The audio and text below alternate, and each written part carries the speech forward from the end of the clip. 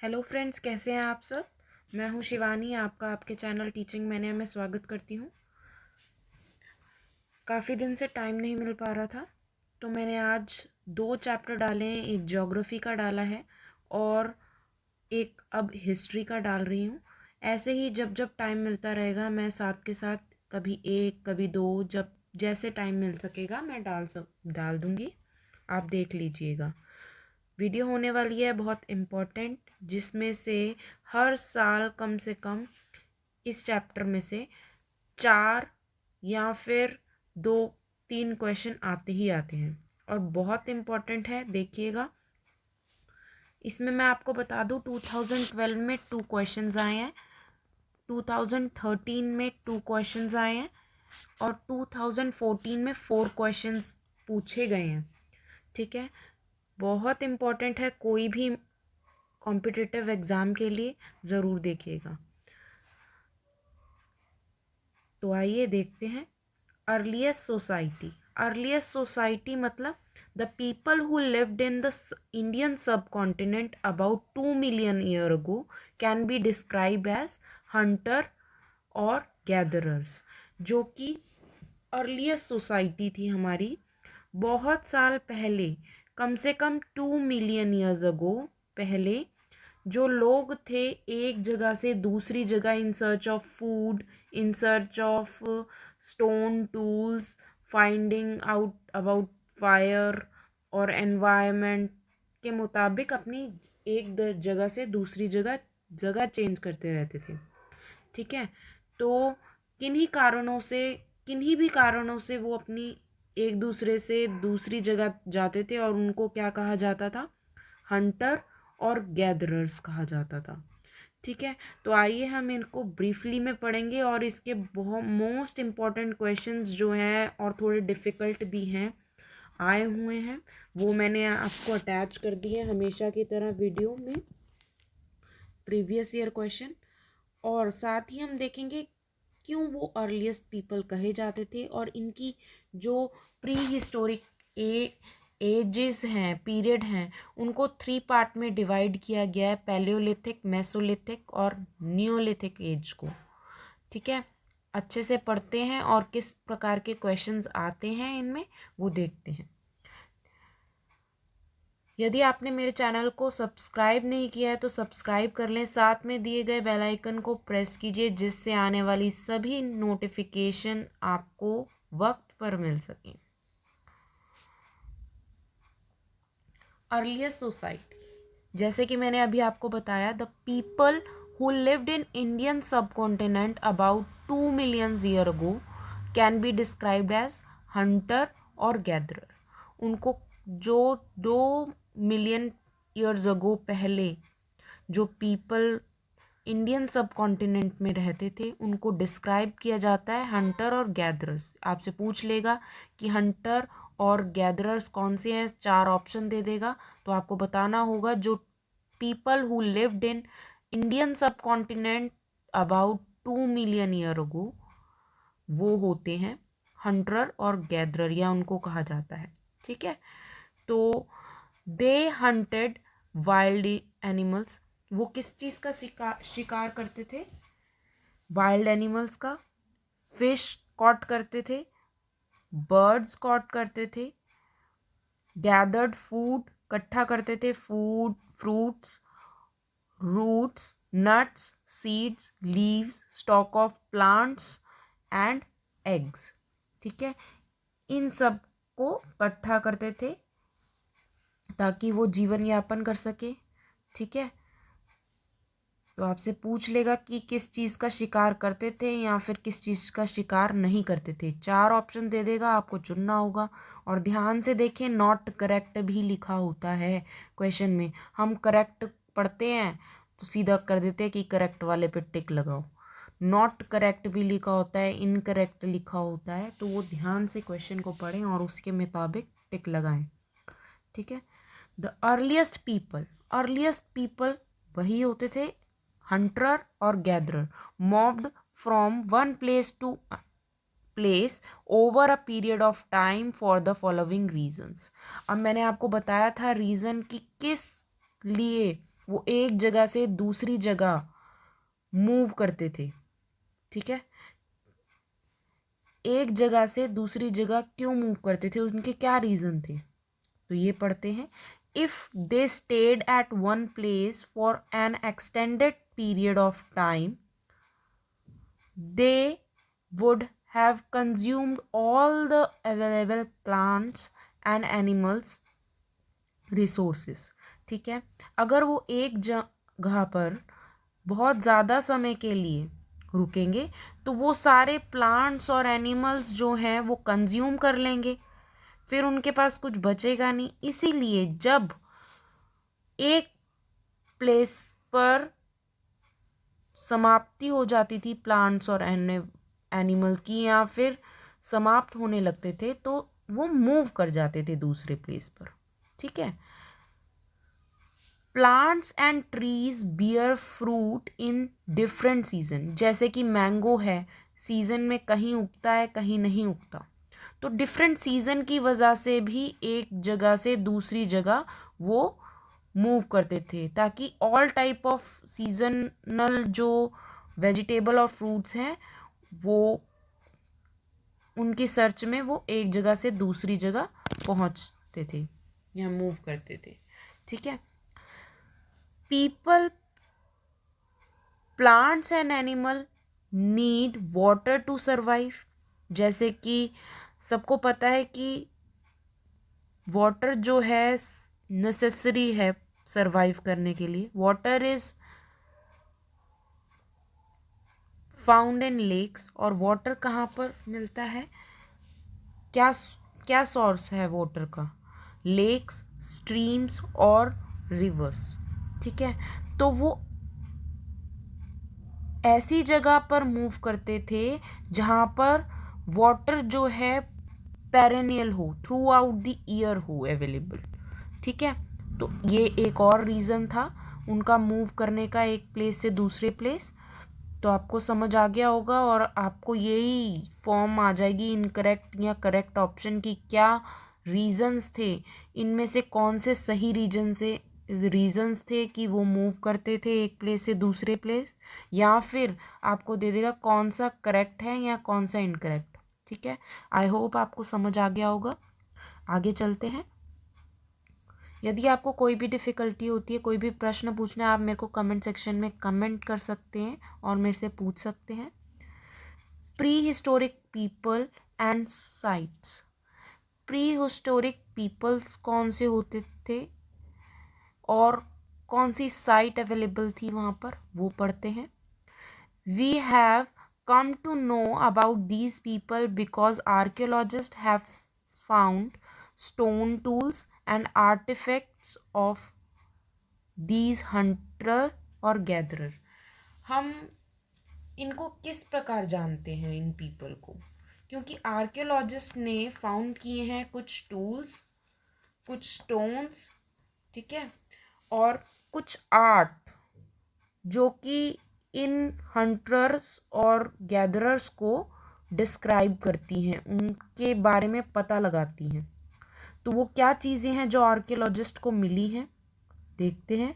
These stone tools were use to cut meats, जो stone tools मिले हैं वो किस लिए यूज़ किए जाते थे, मीट कट करने के लिए, बोन्स कट करने के लिए, और स्क्रैप बार्क फ्रॉम ट्रीज, और स्क्रैप बार्क मिली हैं ट्रीज की, hide animal skin, chop fruits, remove roots from the soil. तो ये स्टोन टूल्स किस लिए इस्तेमाल किए जाते थे, आपको समझ आ गया होगा कि किस लिए इस्तेमाल किए जाते थे। मीट कट करने के लिए, बोन कट करने के लिए, बार्क को छिलने के लिए, स्क्रैप करने के लिए, एनिमल की स्किन को हाइड करने के लिए, फ्रूट्स को चॉप करने के लिए, रूट्स को रिमूव करने के लिए सॉइल की, ठीक है। तो सम इम्पॉर्टेंट, अगला है some important archaeological site of palaeolithic age like Bhimbetka. ये बहुत इम्पॉर्टेंट है, इसको अंडरलाइन कर लें या फिर कहीं लिख लें कि जो पैलियोलिथिक एज में जो आर्कियोलॉजिकल साइट पाई जाती हैं वो कहाँ पर पाई जाती हैं? Bhimbetka, Hunsgi, Kurnool caves have found. और ये पूछ लेगा कि आज के प्रेजेंट में ये कहाँ पर है। ठीक है, भिमबेटका कहाँ पर है? एमपी में है। हंसगी कहाँ पर है? कर्नाटका में है। कार्नुल केव्स कहाँ पर है? कार्नुल केव्स है, आई थिंक कार्नुल केव्स एपी में है। ठीक है, नहीं श्योर है, कार्नुल केव्स जो है एपी में है, आंध्र प्रदेश में है।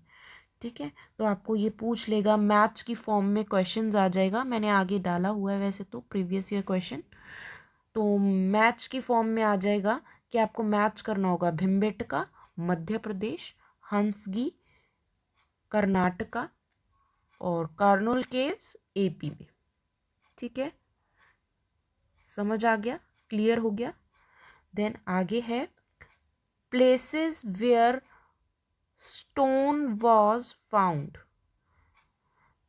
प्लेसेस जहाँ पर स्टोन पाए जाते हैं, वेयर पीपल मेड टूल्स, जहाँ पर पीपल टूल्स बनाते थे, तो उनको क्या कहा जाता है? फैक्ट्री साइट कहा जाता है। तो आपको पूछ लेगा फैक्ट्री साइट। ठीक है, यहाँ तो पूछ लेगा फैक्ट्री साइट किसे कहते हैं, तो आपको बताना होगा places where stone was found and where people made tools. ठीक है, जहाँ पर लोग टूल्स बनाते थे, तो फैक्ट्री साइट वो होता है।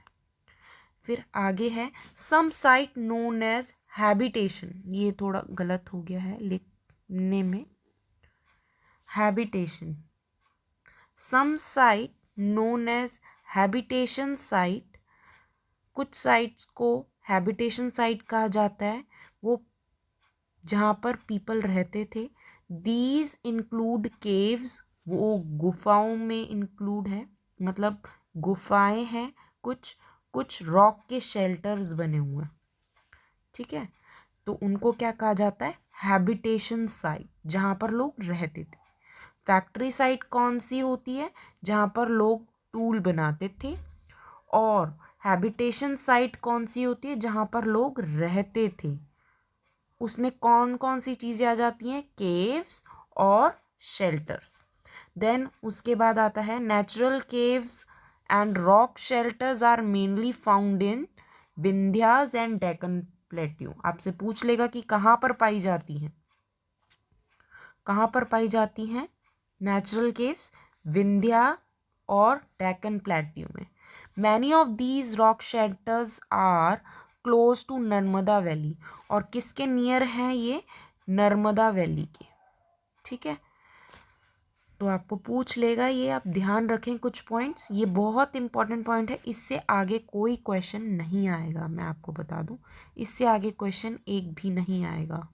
जो मैं करा रही हूँ उनमें से रिलेटेड 100% आएगा। आप खुद कहेंगे जो मैंने कराया है वो ही आएगा। ठीक है,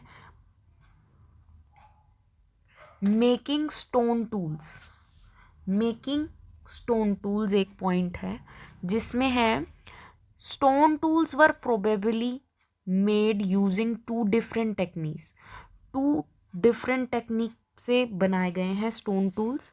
एक तो है स्टोन टेक्निक, ठीक है, जिसको कहा जाता है स्टोन टेक्निक। दूसरा है प्रेशर फ्लेकिंग टूल मेकिंग। दूसरा क्या है? Pressure flaking, pressure flaking tool making. ठीक है, तो अब हम दोनों मेथड जान लेते हैं कि क्या होता था। स्टोन टेक्निक में है the one pebble was used in strike of flakes from the other till the required shape was obtained. मतलब उसमें पूरा एक टूल यूज किया जाता था, उसको शेप दिया जाता था। ठीक है, लेकिन प्रेशर फ्लेकिंग टूल मेकिंग में क्या होता था? The edge of stone was trimmed by removing small lithics flake. और इसमें क्या होता था कि एक जो स्टोन है उसको ट्रिम किया जाता था by removing small lithic flake, ठीक है, ट्रिम किया जाता था, जैसे हम शार्प करते हैं किसी चीज़ को, उससे टूल बनाए जाते हैं, वैसे ट्रिम किया जाता था, ठीक है। देन आता है second point, finding out about fire. Finding out about fire, the Kurnool in the Kurnool caves traces of ash have been found. कहाँ पर, अब पूछ लेगा कि कहाँ पर ट्रेसेस ऑफ ऐश मिले हैं, पाए गए हैं, कहाँ पाए गए हैं, कारनुल केव्स में, ठीक है, कहाँ पर पाए गए हैं, कारनुल केव्स में पाए गए हैं। This suggest that the people were familiar with the use of fire. इससे पता चलता है कि वहाँ के जो पीपल थे वो फेमिलियर थे, जानते थे फायर का यूज़ करना। Fire could have been used for many things as the source of light, to cook meat and scare away of animal। जो फायर है वो कई तरह से यूज़ किया जाता है और किया जाता होगा, जैसे सोर्स ऑफ लाइट के तौर पर, ठीक है, देन मीट को कुक करने के लिए और एनिमल्स को अवे करने के लिए, स्केयर अवे करने के लिए, डराने के लिए, ठीक है। मैं तो ये चीज़ें हैं। देन आता है चेंज इन द एनवायरनमेंट। तब एनवायरनमेंट में चेंज कैसा था। Around 12,000 year ago there were major changes in climate of the world with a shift to relatively warm condition. This led to development of grassland and increase in the number of herbivores। तब बहुत ज़्यादा increment थी किसमें, herbivorous में, ठीक है।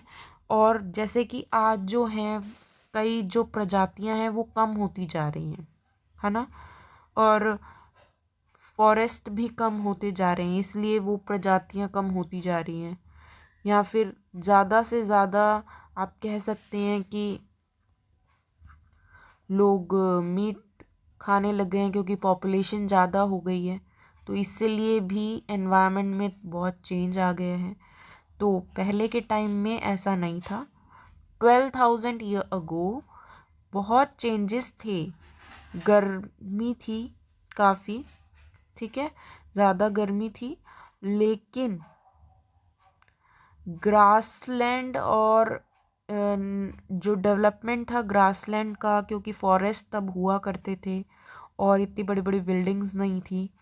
Increase in the number of herbivores, और जो हर्बीवोरस में नंबर है वो बहुत इंक्रीज था, ठीक है। Then language and art. Language and art क्या है, this was also the time, नहीं, एक पॉइंट रह गया है चेंज इन एनवायरनमेंट का, जिसमें है this was also a time when several grain bearing grass including wheat, barley, rice grew naturally in the different part of the subcontinent. तो ये भी बहुत इम्पोर्टेंट है कि तब के टाइम में भी वीट, बार्ले, राइस जो है वो उगाया जाता था इंडियन सब कॉन्टिनेंट में, डिफरेंट पार्ट ऑफ इंडियन सब कॉन्टिनेंट में, ठीक है। तो इसके बारे में अभी हम आगे चर्चा करेंगे कि कहाँ पर क्या ज़्यादा मात्रा में पाया जाता था, वीट कहाँ ज़्यादा पाया जाता था, वीट कहाँ ज़्यादा पाया जाता था, देन और क्या क्या चीज़ें थी जो कहाँ कहाँ पाई जाती थी और फर्स्ट टाइम कहाँ कहाँ पाई गई थी, ठीक है। वो भी बहुत इम्पोर्टेंट क्वेश्चन है, इस चैप्टर में नहीं है बट आगे मैं करवाऊँगी। Then language and art. Language and art क्या है, Homo habilis were the first people who could speak. Homo habilis कहते हैं, होमो हैबिलिस कहते हैं उनको जो फर्स्ट टाइम स्पीक किए थे, वो पीपल जो फर्स्ट टाइम उन्होंने बोला था, ठीक है, बोलना सीखा था, आप कह सकते हैं, बोल सकते थे। They the spoken language and art were developed together around 40,000 to 35,000 year ago. ठीक है, 40,000 फ्रॉम 40,000 टू 35,000 ईयर अगो में डेवलप हुआ. साथ में लैंग्वेज के साथ साथ आर्ट भी. Many of the caves in which early people lived have rock painting. अब देखिए सम एग्जाम्पल्स, कुछ एग्जाम्पल हैं आप लिख सकते हैं. जैसे रॉक पेंटिंग्स पाई जाती थी जहाँ जहाँ, कहाँ पर, एमपी यानी भीमबेटका. भीमबेटका पूछ लेता है, बहुत इम्पोर्टेंट है और पूछा भी गया है 2011 में.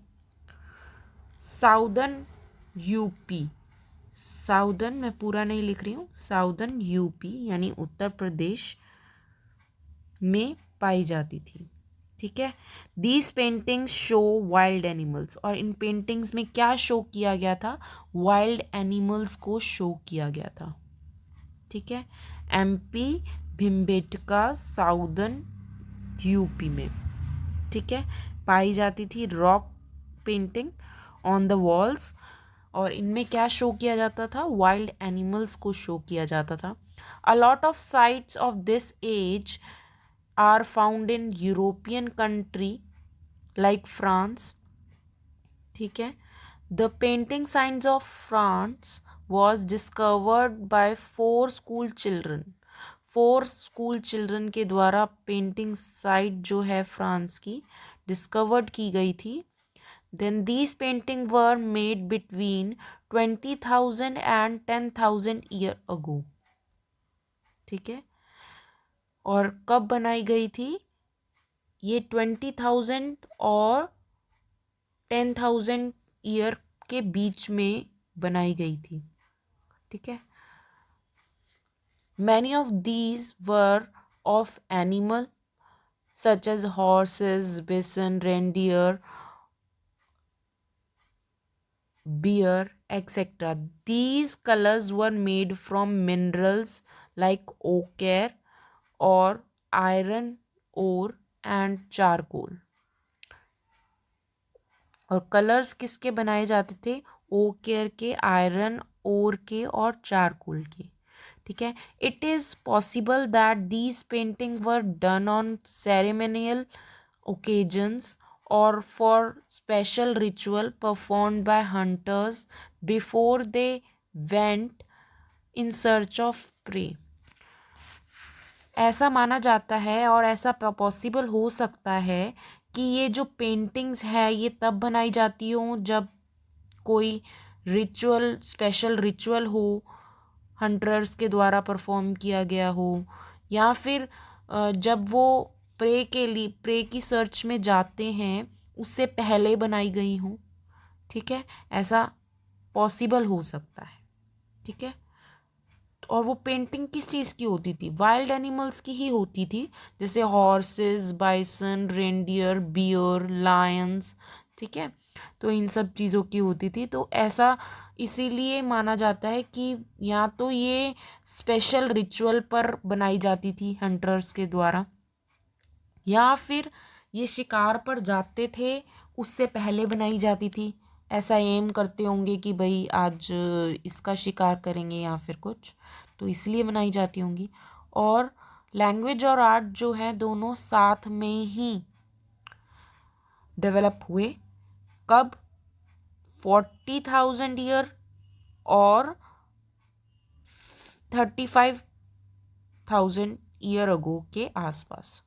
ठीक है, कोई फिक्स्ड नहीं है, तभी हम बोलते हैं 40,000 से लेकर 35,000 के आसपास ये डेवलप हुई दोनों साथ में. देन आता है most important, the pre historic period.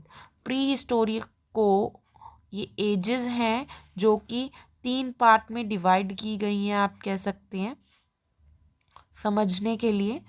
Palaeolithic as कौन सी होती है? पैलियोलिथिक, मेसोलिथिक और नियोलिथिक। थोड़ा सा हम इसका समझ लेते हैं, फिर इसको ब्रीफ में पढ़ेंगे। पैलियोलिथिक क्यों कहा जाता है?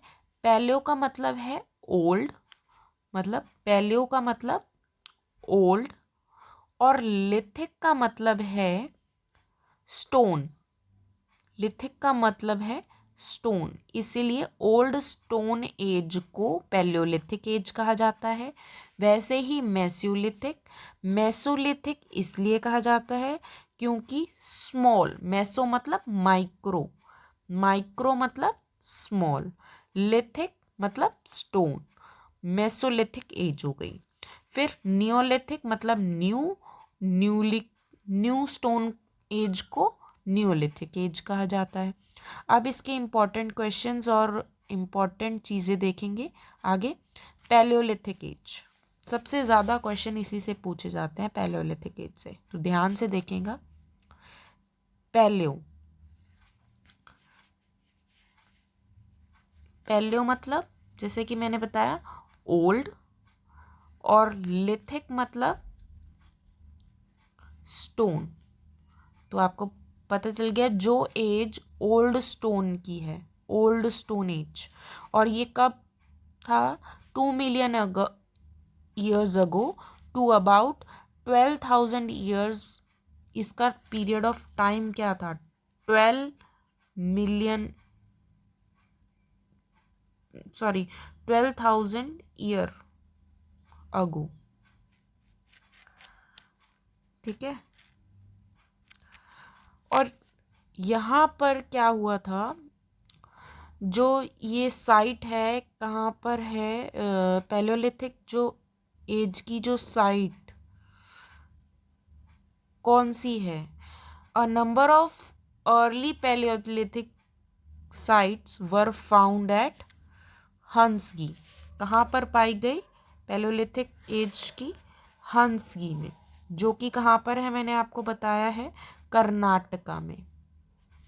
कहाँ पर है? कर्नाटका में। और यहाँ पर क्या था? ऑस्ट्रिच पाए जाते थे।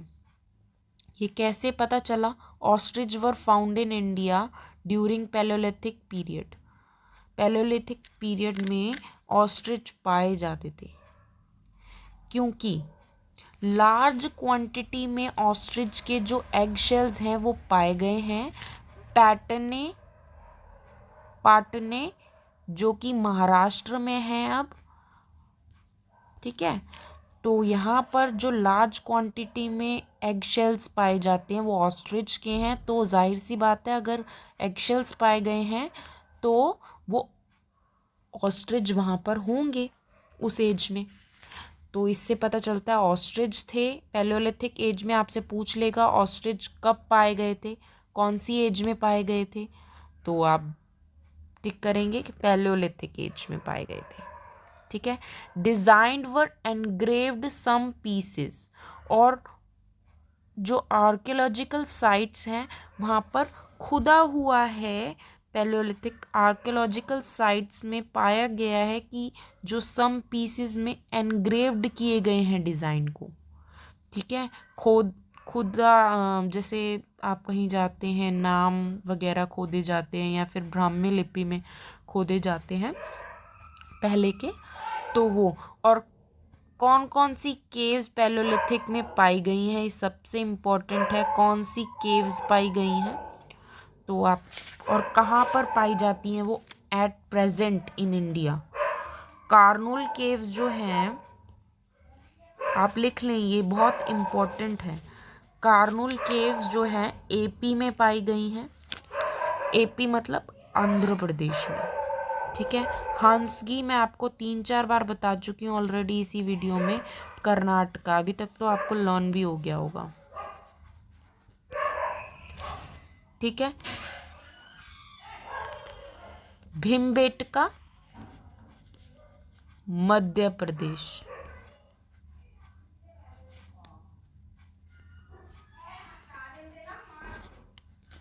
बैगर या राजस्थान।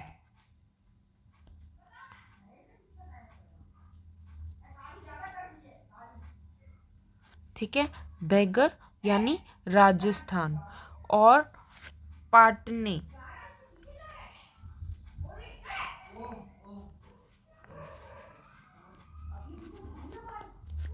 महाराष्ट्र। बेलनवेला बेलन वेली उत्तर प्रदेश। ठीक है, बेलन वेली उत्तर प्रदेश। ये आप नोट डाउन कर लें। थोड़ा ये हो गया है, थोड़ा मैसी सा हो गया, बट अब कहीं जगह नहीं है तो इसलिए आप ध्यान से इसको नोट कर लें। कार्नोल केव्स आंध्र प्रदेश, हंसकी कर्नाटका, भिमबेटका एमपी में, इन प्रेजेंट डेज में पाया जाता है इंडिया में। ठीक है, पैलियोलिथिक एज में यहाँ पर गुफाएं थी। कार्नोल केव्स, हंसगी, भिमबेटका, बैगर, पाटने, बेलन वैली, ये सब जगहें जो हैं कब की हैं? पैलियोलिथिक एज की, ओल्ड एज की, ओल्ड स्टोन एज की। ठीक है, बस इतना ही इम्पोर्टेंट था पैलियोलिथिक एज में। मेसोलिथिक एज, मेसोलिथिक एज क्या है? जहाँ पर stone tools of this age were generally small. यहाँ पर जो मेसोलिथिक एज के जो स्टोन थे वो बहुत स्मॉल थे, इसलिए उनको माइक्रोलिथ भी कहा जाता है।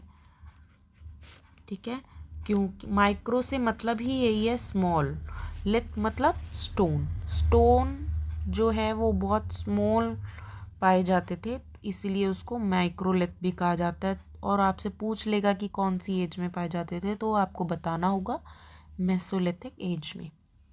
ठीक है, और इनका टाइम क्या था? Environmental changes begin about 12,000 year ago, about 10,000 year ago, 10,000 year ago is known as Mesolithic। जो पीरियड ऑफ टाइम है ये है 12,000 ईयर अगो और 10,000 ईयर अगो। देन यहाँ की जो आर्कियोलॉजिकल साइट्स हैं वो प्रेजेंट थी इस नाम से और आज इस नाम से प्रेजेंट है। लग्नास, नोट डाउन कर लीजिए, आपसे पूछेगा ये। लग्नास जो कि आज गुजरात में है। दमदमा, ये तो अभी भी है शायद, Damdama lake type, I think, if I am not wrong. Damdama Uttar Pradesh. Patne Maharashtra.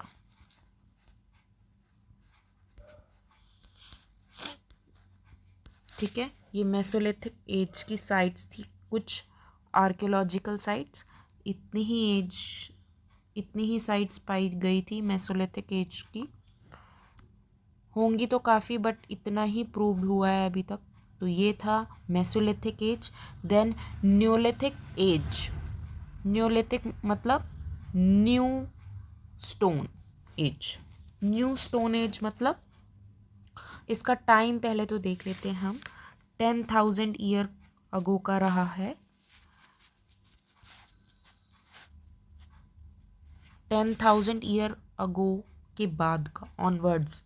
ठीक है, देन यहाँ पर क्या था? इसको न्यूलिथिक एज क्यों कहा जाता है? The stone tools were more refined, metal tools had also started being use. जो मेटल टूल्स थे बहुत यूज़ किए जाने लगे थे इस टाइम में, तो इसलिए इसको न्यूलिथिक एज कहा गया है। सम आर्कियोलॉजिकल साइट्स, और यहाँ न्यूलिथिक एज की जो आर्कियोलॉजिकल साइट्स हैं वो कौन कौन सी हैं? हालर जो कि अब है कर्नाटका में, हंसकी भी कर्नाटका में है बट वो पैलियोलिथिक एज की है। हालर कर्नाटका। देन उसके बाद है बुर्जा होम और गुफराल, ये बहुत इम्पोर्टेंट है, इससे आया हुआ है। बुर्जा होम एंड गुफराल, GUFKRAL, ये कहाँ पर है?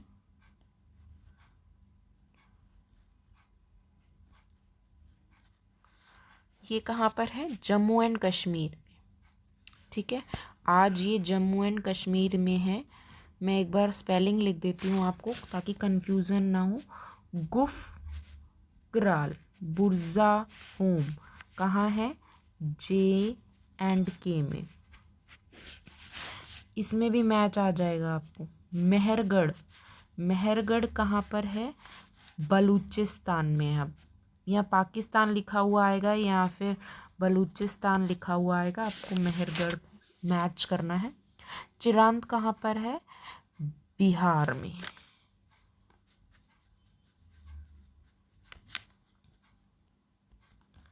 ये बिहार में है। देन लास्ट है दावाजाली हार्डिंग, वो कहाँ है? आसाम में। और इससे बहुत इम्पोर्टेंट क्वेश्चंस आते हैं, अगली चैप्टर में मैं पढ़ाऊंगी। दाऊजाली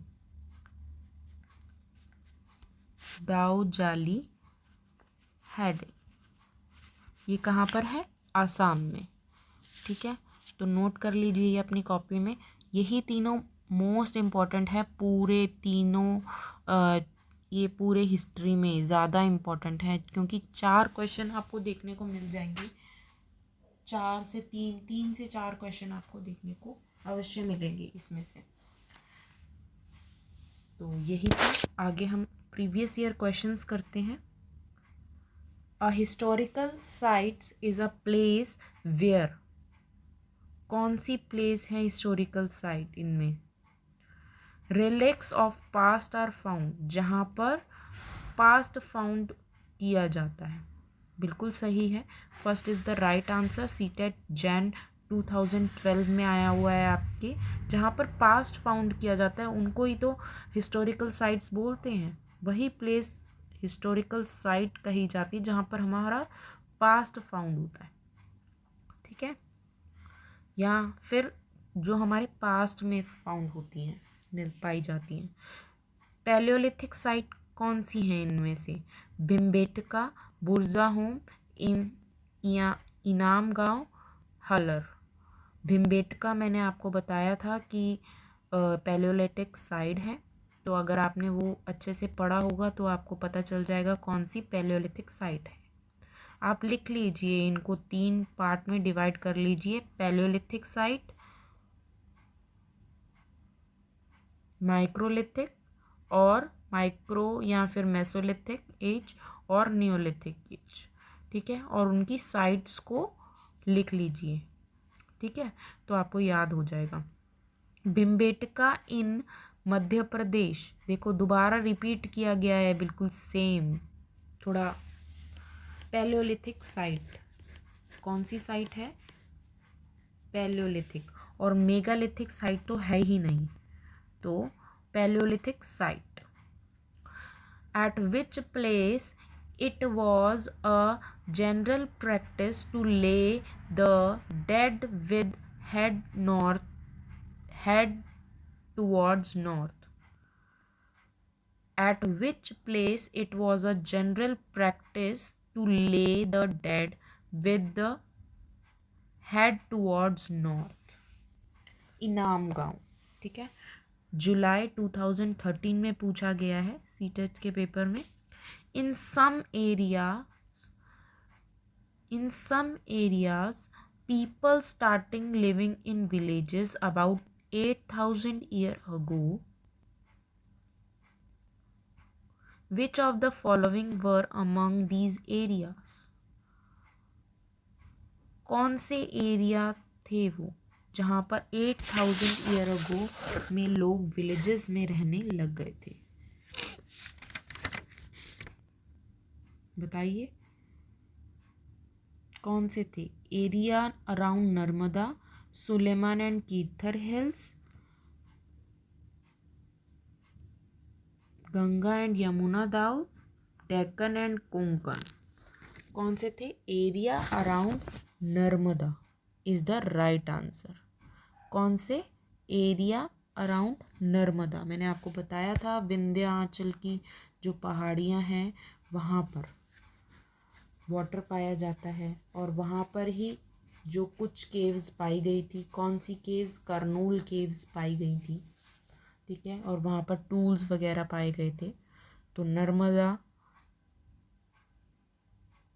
near around, area around Narmada. Next है which period is longest in the human history. Longest कौन सा है ह्यूमन हिस्ट्री में? पैलियोलिथिक एज, ओल्ड एज जो है हमारा जो है सबसे लंबा रहा है। तो ह्यूमन हिस्ट्री में पैलियोलिथिक एज जो है वो लॉन्गेस्ट है। फिर है ancient rock paintings have been found in. कहाँ पर पाई जाती है एंशियंट रॉक? मैंने आपको बताया था मध्य प्रदेश और साउदर्न उत्तर प्रदेश, भिमबेटका, है ना। तो एंशियंट रॉक पेंटिंग्स कहाँ पर पाई जाती हैं? मध्य प्रदेश एंड साउदर्न उत्तर प्रदेश में। देन उसके बाद है which of the following was not a reason for hunter gatherers to move from place to place. सबसे पहला क्वेश्चन मैंने आपको कराया था, पहले ही बता दिया था कि इस टाइप का क्वेश्चन आ सकता है आपको, कि कौन सा रीज़न नहीं है, या फिर ये भी पूछ सकता है कौन सा रीज़न है।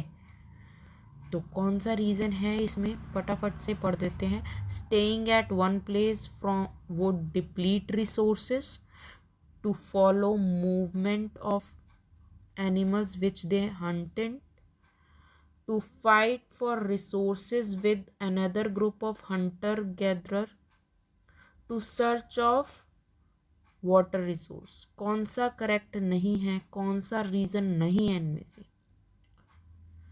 थर्ड जो है वो बिल्कुल गलत है। टू फाइट फॉर रिसोर्सेज, उनको रिसोर्सेज के लिए किसी अनदर ग्रुप से फाइट नहीं करना पड़ता था, ऐसा नहीं था, ताकि कोई रिसोर्स ख़त्म ना हो जाए पूरी तरह से, इसीलिए वो एक जगह से दूसरी जगह जाते थे। और या तो फिर कोई एनिमल का शिकार कहीं पर ज़्यादा होता था, कहीं पर कम होता था, इसलिए वो जाते थे in search in to follow movement of animals, मतलब एनिमल्स को फॉलो करते हुए, उनके मूवमेंट को फॉलो करते हुए जाते थे। To search of water resource, water resource को भी सर्च करते हुए वो एक जगह से दूसरी जगह मूव करते थे, ठीक है।